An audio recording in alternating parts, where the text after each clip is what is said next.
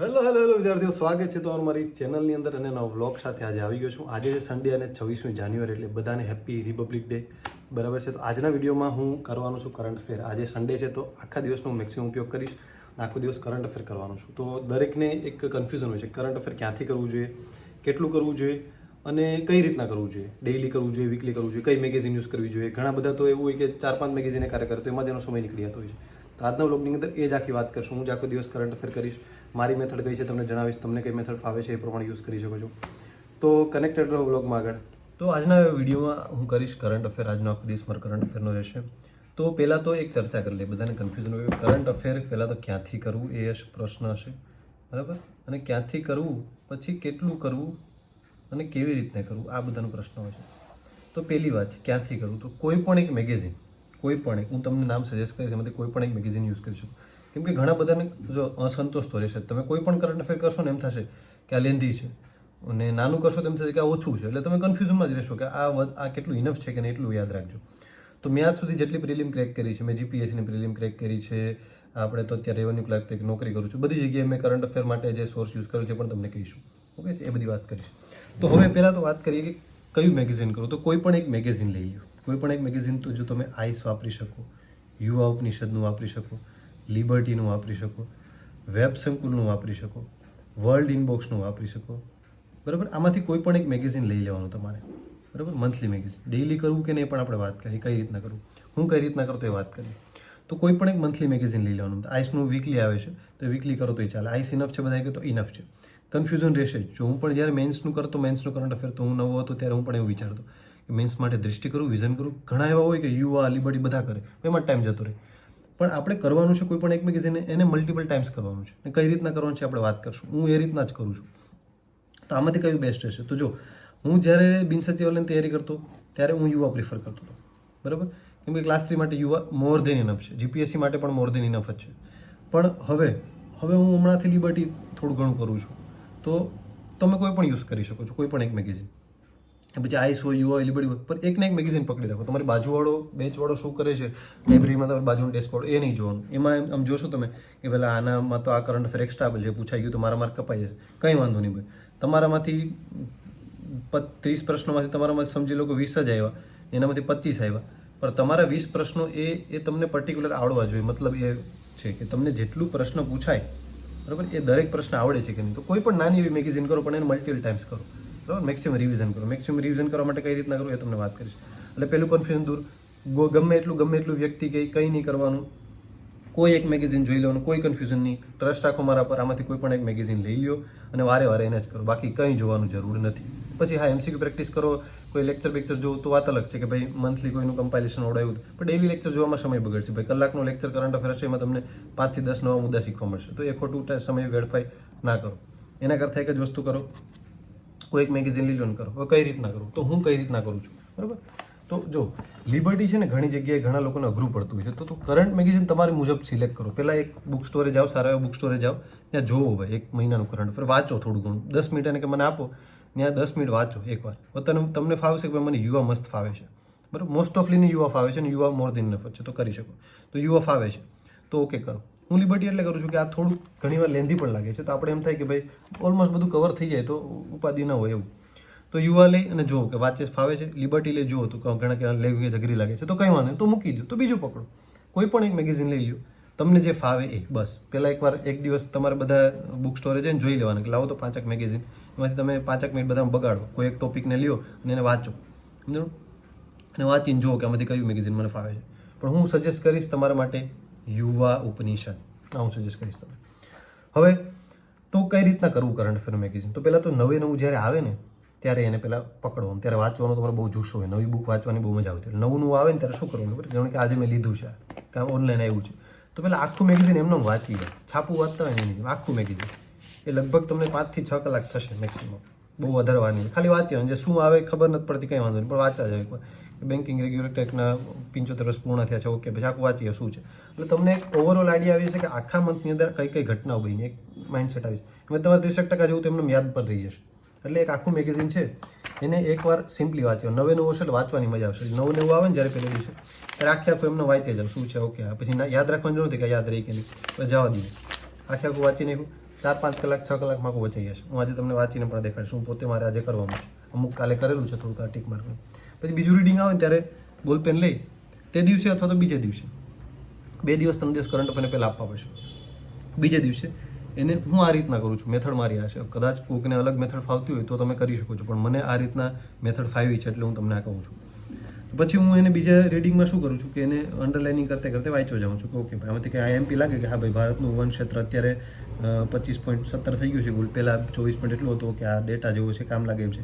વૃક્ષમાં ટોપના રાજ્યો ક્યાં છે તો કે છત્તીસગઢ, સૌથી વધારે વન વિસ્તાર કે મધ્યપ્રદેશ, એ રીતના યાદ વાંચી જાઓ અને અંડરલાઇન કરતા જાઓ. બરાબર, બધી લખો બખો કંઈ બીજી લખવા નોટ્સ બનાવવાની કંઈ જરૂર નથી, ખાલી અંડરલાઇન કરતા જાઓ અને આમ જ્યાં યાદ રાખે કે ભાઈ આ પૂછાઈ શકે, આ પૂછાઈ શકે, એવી રીતના કરતા જાઓ.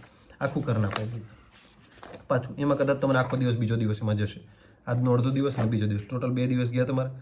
હવે શું કરો ખબર છે? હવે ડેઇલી કરો. કઈ રીતના? આ મેગેઝિનના પેજ જોવો તો એ ઓલમોસ્ટ 120 પેજની કોઈ પણ મેગેઝિન હોય તો 120 પેજને ડિવાઈડ કરી લો તમે. 120 ભાગ્યા 30 કરી નાખો એટલે રોજના 4 પેજ વાંચવાના છે. રોજના તમારે પછી શું કરવાનું? રોજે ઉઠીને છાપું વાંચતા હોય ને 4 પેજ વાંચવાના. મેં તમે અંડરલાઈન ઓલરેડી કરેલ હશે ને એકવાર 2 વાર વાંચેલ હશે તમે. એકવાર નોર્મલી ને એકવાર બોલપેન લઈને એક લીટી સહિત સરખુંથી. એટલે તમારે ખાલી રિવિઝન જેવું જ આમતો હશે. તો પછી એને રોજ સવારે ઉઠીને ચા પીતા પીતા છાપું વાંચતા હોય ને છાપાની જગ્યાએ વાંચો એ સમજો. રોજની 4 પેજ, 1 2 3 4 પેજ ઓકે થઈ ગયા. હવે 4 પેજમાં ક્યારેક થોડુંક રહી જતું હોય તો 5મું પેજનું અડધું વાંચી શકો જ્યાં સુધી પૂરું ન થાય. એમ થાય કે ભાઈ અહીંયા ફૂલ આવવાનું એવું લખ્યું તો આવવાનું અહીંયા એન્ડ નહીં કરી દેવાનું, એવું નહીં. એને વાક્ય પૂરું કરી દેવાનું તો એ ટોપિકને પૂરો કરી દેવાનું. એવું હોય તો જ્યાં મોટો ટોપિક છે ને તો આખા ટોપિકને પહેલાં પૂરો જ કરી દેવાનો, પછી નાના ટોપિક આવશે ત્યારે જોવાનું. એટલે ટોપિક એટલે ઓલમોસ્ટ મેં કીધું એમ 4 પેજ એટલે એવું નહીં કે એક્ઝેક્ટ 4 પેજ પતી ગયા.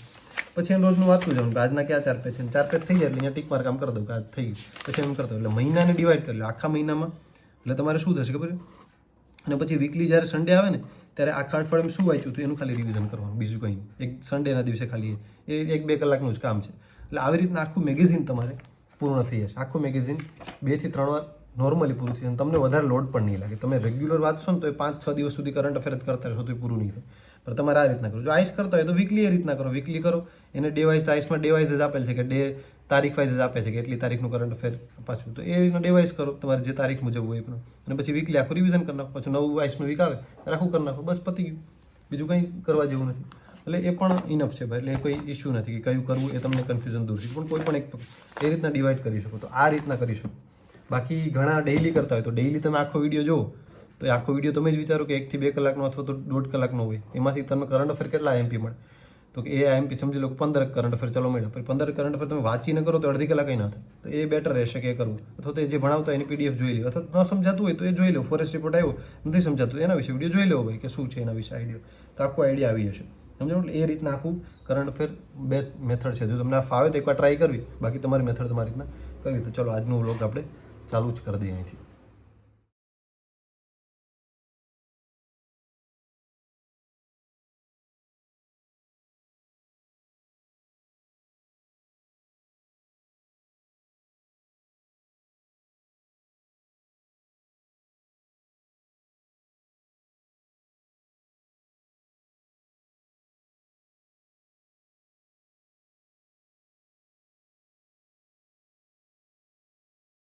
બપોરનો જમવાનો સમય થઈ ગયો છે, જમી લઈએ. અને ઘણા બધા વિદ્યાર્થીઓ મને એવું કહેતા હોય કે વાંચવામાં કન્ટિન્યુટી નથી જળવાઈ રહેતી, વધારે કલાકો નથી બેસાતું. તો વધારે વાંચણ, વધારે કલાકો વાંચવા માટે શું કરવું જોઈએ? તેના માટે એક ટેકનિક છે, પોમોડોરો ટેકનિક કરીને. તમે ગૂગલ કરશો એટલે તમને મળી જશે કે એની અંદર શું હોય છે કે 25 મિનિટ વાંચવાનું, 5 મિનિટ બ્રેક લેવાનું, 25 મિનિટ વાંચવાનું, 5 મિનિટ. કોઈ પણ મોટા ટોપિકને નાના નાના ટોપિકમાં, સબ ટોપિકમાં વિભાજિત કરી દો. કોઈ પણ મોટા ટાર્ગેટને નાના ટાર્ગેટમાં, એવું નહીં કે વાંચવાનું, કોઈ પણ કામ કરતા હોય તમે તો એ લાંબા કામને તમે નાના નાના સબ ડિવિઝનમાં ડિવાઈડ કરી દો. એટલે તમને શું થશે કે માઇન્ડ થોડા ટાઈમે ફ્રેશ રહેતો રહેશે તમારો. 25 મિનિટ વાંચ્યું, 5-10 મિનિટ બ્રેક લીધો. આમ તો 5 મિનિટનો જ બ્રેક હોય છે, પણ તમને ઘણી વાર એવું થાય કે વધારે નહીં, તો પછી વધારે બ્રેક પણ ન લેવો જોઈએ કે તમે પછી બ્રેક જ લીધા રાખો. એટલે તમારે એવું કરવાનું, 25 મિનિટ વાંચો, 5 મિનિટ બ્રેક લો, પાછું 25 મિનિટ વાંચો. એક સાથે ભલે 3 કલાક નથી બેસાતું, પણ 25 મિનિટ કરીને તમે આખા દિવસમાં 8 કલાક ગમે તેમ કરીને કરી શકો. તો આ એક મેથડ છે. બપોરે એવું હોય તો થોડીક વાર અડધી કલાક કે એવું પાવરને પર લઈ શકો તમે, જો વહેલા ઉઠતા હોય તો આ રીતના ટેકનિક થોડીક ફોલો કરી શકો તો થોડુંક તમને ઇમ્પ્રુવમેન્ટ દેખાશે. તો જમીને પાછા આપણે રીડિંગ પર રિટર્ન થઈએ.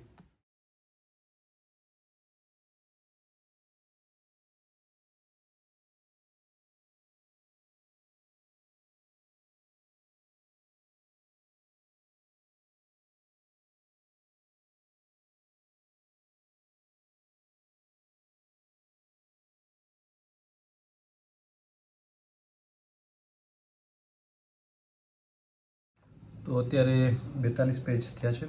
ગુજરાતનું કરંટ અફેર પતી ગયું છે. હવે ઇન્ડિયાનું કરંટ અફેર કરવાનું છે. એ પહેલાં થોડીક વાર આપણે આરામ કરી લઈશું, પાવર નેપ લઈ લઈશું, પછી આને પાછું કન્ટિન્યુ ચાલુ કરશું. અને સન્ડે છે તો આખો દિવસ આજે મેક્સિમમ ઉપયોગ થાય એવી મારી ધારણા છે. એટલે આજે પછી આખો દિવસ વાંચીને સાંજે રિવિઝન. ઓલવેઝ રિવિઝનમાં એવું રાખો કે આખો દિવસ જે વાંચ્યું હોય એ સાંજે અથવા તો બીજા દિવસે સવારે કરશો તો વધારે લાંબા સમય સુધી યાદ રહેશે. આ એક ટેકનિક કદાચ બહુ સારી અને ટોપર્સો યુઝ કરે છે, એટલે કરી શકાય. આજના 42 પેજ થયા છે, એટલે હવે બીજા 42 ને આજના દિવસમાં આવી કરંટ અફેરની બુક એકવાર તો આખું રીડિંગ કરી નાખીશ, બરાબર છે. અને સાંજે એવું હશે તો બ્લોગને આજે જ અપલોડ કરી દઈશ.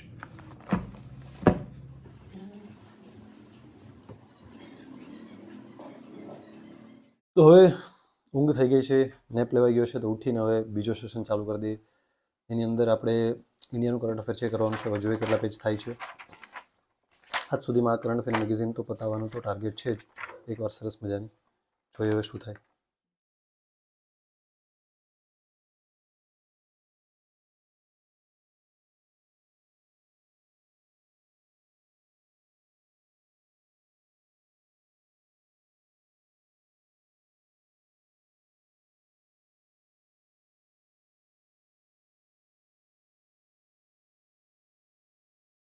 બ્લોગ લાંબો ન થઈ જાય એટલે આજનો બ્લોગ અહીંયા સુધી રાખીએ છીએ. દરેક બ્લોગની અંદર કંઈક નવી ટિપ્સ આપતો રહીશ, જે કાંઈક ને કંઈક મને ઉપયોગી નીવડી હશે તૈયારી દરમિયાન, અથવા તો મારી ક્યાંક ભૂલો થઈ હશે તૈયારી દરમિયાન, તો એ બધી તમારી સાથે ડિસ્કસ કરીશ. તો એ તમારાથી ન થાય અને ઇઝીલી તમે આ ફિલ્ડમાં ટકી શકો છો. એટલા માટે તો ચેનલને પહેલાં તો સબસ્ક્રાઈબ કરી દેજો. ટેલિગ્રામ ચેનલમાં બધી અપડેટ્સ મળતી રહેશે. એપ્લિકેશન ડાઉનલોડ કરી દેજો. અને બધાને હેપી રિપબ્લિક ડે. નેક્સ્ટ વિડીયોની અંદર મળીએ. ટાટા, જય હિન્દ.